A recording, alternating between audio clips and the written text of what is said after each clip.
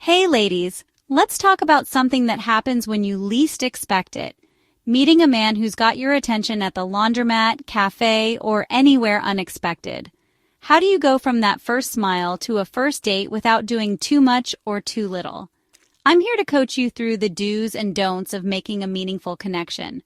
We're getting into the step-by-step process, how to vet him, set the tone, and build a foundation for a potential relationship, all while staying true to yourself. This guide will teach you exactly how to navigate meeting someone new and planning that all-important first and second date. Let's break this down step by step, girl, because meeting someone at 40, especially at the laundromat, requires some finesse. You don't just want to wing it, you need to be intentional. Here's your guide to approaching, vetting, and setting up those first and second dates like a pro.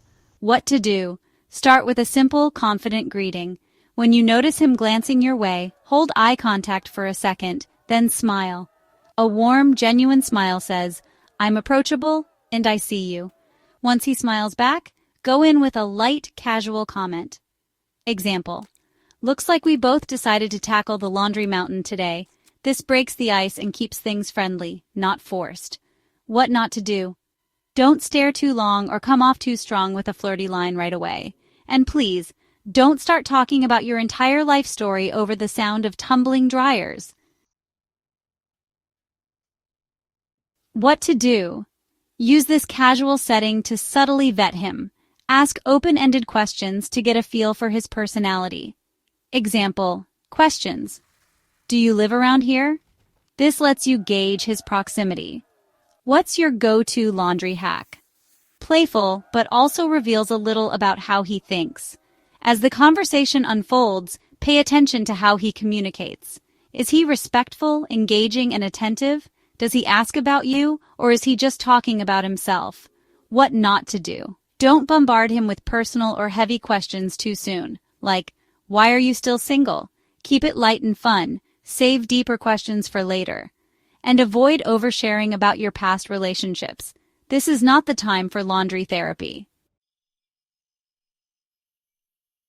What to do? If the conversation flows naturally, give him the chance to suggest meeting again. Example: if he says, "I've really enjoyed talking with you," respond with something encouraging like, "Me too. It's nice meeting someone so easy to talk to." If he's interested, this opens the door for him to suggest coffee or another casual outing. If he doesn't take the lead, you can drop a hint. "We should continue this conversation sometime. Maybe over coffee?" Be confident but not pushy. Then exchange numbers. What not to do. Don't demand a date or pressure him into setting something up. Let it happen naturally, or it might feel forced. What to do. For the first date, stick to a low-pressure activity like coffee, a casual lunch, or a stroll through a park. When you meet, focus on getting to know him without an agenda. Example questions to ask on the first date. What's the most interesting thing you've done lately? Or, if you could spend a day doing anything you love, what would it be? Use humor and curiosity to keep the mood light. Share about yourself too. Authenticity builds trust. And don't forget to thank him for spending time with you when the date ends. What not to do. Don't bring up exes, marriage, or kids on the first date unless he brings it up and the context is natural. Also, don't spend the entire time on your phone. Show him you're present and interested. After the first date, take a moment to think. Did you feel comfortable around him? Did his actions align with his words? Did you enjoy yourself without feeling like you had to impress him? What to do? If you're interested, send a quick follow-up text the next day. For example, "I had a great time yesterday. It was refreshing to have such an easygoing conversation. Hope your day is going well." What not to do. Don't obsess over whether he texts first. If you're interested, show it. Just don't double text or come off as overly eager.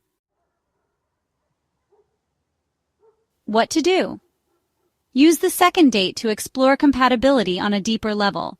Choose an activity that allows for good conversation, like a walk or a meal. Ask more meaningful questions. What's a goal you're working toward right now? Or what's something you value most in a relationship? Pay attention to his body language, tone, and responses. This is where you can really start assessing if there's long-term potential. What not to do. Don't dominate the conversation or dive into overly personal territory. Keep the focus on building a connection, not grilling him about his life choices. Red flags to watch for. He avoids answering simple questions or changes the subject often. He talks negatively about his exes or blames them for everything. He's inconsistent with communication or flakes on plans. What to appreciate. He shows up on time, communicates openly, and respects your boundaries. He listens when you speak and asks thoughtful questions. Key takeaways for building a connection. Be intentional. Focus on quality conversation over quantity. Trust actions, not words. Consistency is key. Watch how he shows up. Take it slow. There's no rush to label things. Let the connection grow naturally. Stay true to yourself. The right person will appreciate you for who you are. Girl, meeting someone after 40 isn't about finding perfection. It's about finding someone whose flaws you can love and whose values align with yours. Whether it's at the laundromat, a coffee shop, or anywhere else, approach with confidence, curiosity, and a whole lot of patience. You've got this. If you enjoyed this video, don't forget to like, subscribe, and share. Join our community for more tips and stories. See you next time.